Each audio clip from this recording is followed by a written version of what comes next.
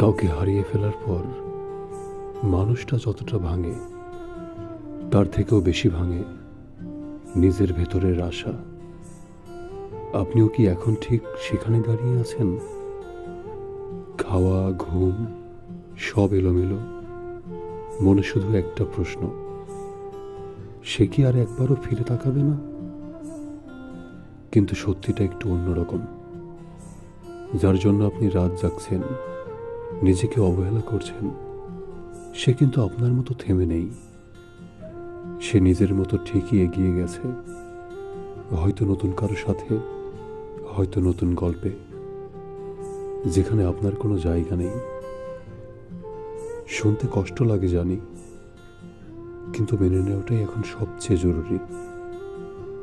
কারণ অপেক্ষা সবসময় ভালোবাসার প্রমাণ না। অনেক সময় এটা শুধু নিজের প্রতি অবিচার।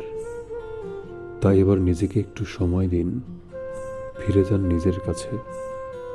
যে মানুষটা আপনাকে ছাড়া ভালো থাকতে পারে, তার জন্য নিজের জীবনটাকে থামিয়ে রাখার কোনো মানেই হয় না। চেষ্টা করুন, একদিন দেখবেন এই কষ্টটা আর আপনাকে ছুঁতে পারছে না।